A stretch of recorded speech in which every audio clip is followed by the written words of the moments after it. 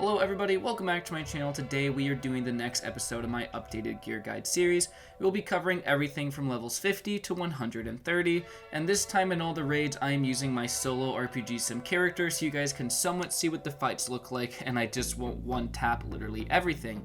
With that said, let's start with the deep water den, and of course the main boss in there is the deep sea angler. He drops a couple of weapons, so first we're going to talk about the dark water sword.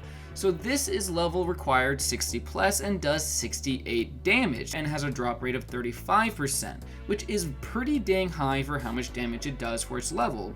Now, the other thing that the Deep Sea Angler does drop is going to be the Angler's Black Water Trident. So this is kind of a weird item. Its level requirement is 65 plus, but it only does 65 damage. And the Dark Water Sword is more common and it does more damage, and this is still true to this day. Then the other things that this boss drops is of course going to be speed potions at 15%, attack potions at 40%, health potions at 40% as well, and then T1 rune crystal bags at 10%. Now the last thing that he drops is going to be his armor, and his armor drop is known as the Aqua Sea Pelt. So this thing is actually pretty dang good. It is definitely an improvement to the last armor you got. So its level requirement is 50 plus, 20 attack, 0 crit, 0 speed, 60 defense, and 150 HP. It is only dropped on hardcore like all the other armors, and its drop rate is 15%, and that's pretty much all there is to Deepwater Den. Let's hop into the next zone. So the next zone is going to be the Shadow Zone for levels 60 plus.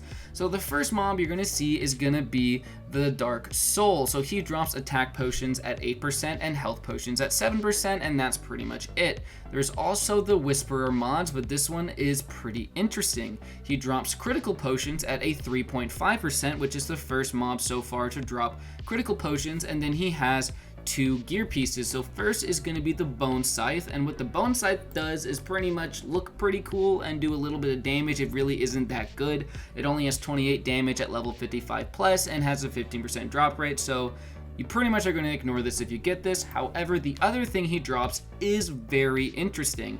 It is known as the Necklace of the Undying. It's level 70 plus. It gives 25 attack, 10 crit, 1 speed, 8 defense, and 6 HP, and has a very low 5% drop rate. Now, like every other zone, there is a mini boss, and this mini boss is known as the Dark Lord, who's at the end of this long dark corridor. So he drops speed potions at 2%, and then the 3 interesting thing he drops is the Bone Sword, which is pretty bad but does look pretty okay. His level requirement is 61 for 32 damage at a 14% drop rate, which is not good. That is definitely not good. So the Dark Lord also drops 2 necklaces, the Necklace of the Undying again, and he also drops the Shadow Curse Pendant, which is level 80 plus. It has 30 attack, 20 crit, 3 speed, 9 defense, and 30 HP.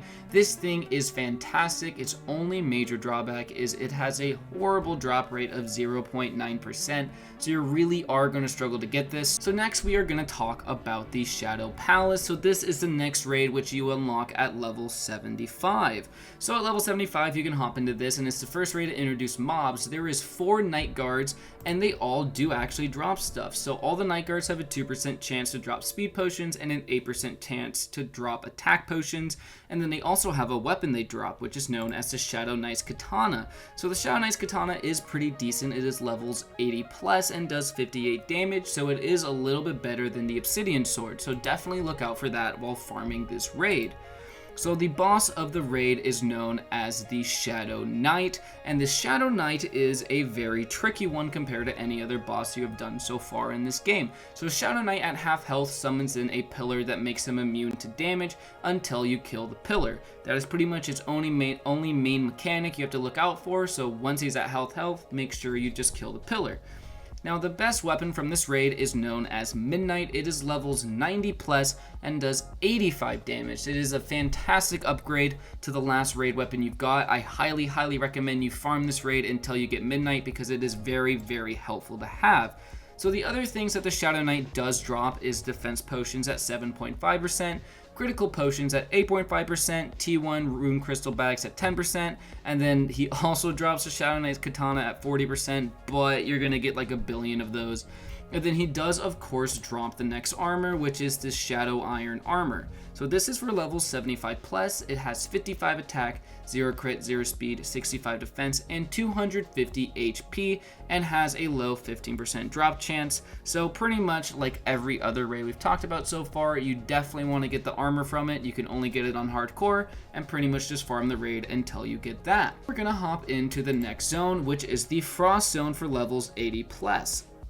Anyways, at this zone, the first mob you're going to be seeing is the Snowman. He drops health potions at 7% and attack potions at 7% as well. And then there's going to be ice monsters who drop critical potions at 3% and health potions at 7% as well. So the main boss of this zone is going to be the Ice Queen. So she also drops critical potions at a 7.5%, and then she does drop a ring. So this ring is pretty good. It's level 90 plus. It gives 60 attack, 15 crit, 5 speed, 5 defense, and 3 HP, and it does have a pretty low drop chance of 5%. And then she does also drop the Ice Queen Winter Sword at level 80 plus with 59 damage. This is not very good, obviously, because of Midnight from the Shadow Palace, so pretty much if you get this, great, but I wouldn't go out of your way for it. So now we're gonna hop into yet another zone, and this is gonna be Sun Warrior Temple F1. So you can get in here at level 100, or it's 120 is one of the two, I don't remember, sorry. But the first mob you will find in here is the Awoken Mummy. The Awoken Mummy drops both the attack potion at 7% and then a defense potion at 4%, and he actually drops a necklace known as the Necklace of Sandstorms. So the Necklace of Sandstorms is for levels 110 plus and has a 5.5% drop chance. It gives 100 attack, 16 critical, 6 speed, 15 defense, and 55 HP. So this is a very strong necklace for how easy it is to farm, because the mobs you can kill so fast, so you can pretty much farm this very, very quickly, and it is a lot better than the Shadow Curse Pendant for a lot higher percent chance. So the next mobs you will find in here are the Soul Disciples. So these guys drop critical potions at 3%, and then they also drop health potions at 8%. And then they also have a weapon known as the Disciple's Staff. So the Disciple's Staff isn't very good. Again, most zone weapons are not very good. It's for levels 111 plus, which is kind of a weird number to have, and it only does 75 damage. And this is the first zone in the game to introduce quests. As you guys can see at the bottom of all the background footage in there, I have a quest going that I can't complete because I'm too high of a level to get drops in this zone. But anyways, if you want to get a little bit of extra XP and gold while farming in this zone, I suggest you pick up this quest because it is a nice little boost. And then of course, as all zones go, there is a mini boss, and this is the Shekbur Tomb Protector. I don't know if I said that right, but I'm just gonna assume I did. He drops critical potions at a 6.5% chance and health potions at a 25% chance. And then he actually drops a good zone weapon for once, like a very good zone weapon. This is known as the Ancient Cursed Sword. It's levels 120 plus and does 150 damage at a 12% drop rate. So unlike most zones, I highly recommend you go for this zone weapon, because if you get this zone weapon, it will really help you in the next raid. So before I hop into the Sun Temple raid, I do want to talk about a very cool secret little mini boss. So there is something known as the Demon King, I'm pretty dang sure, and this is a secret little spot inside the volcano zone. You just go the way I showed on screen, that is how you get there.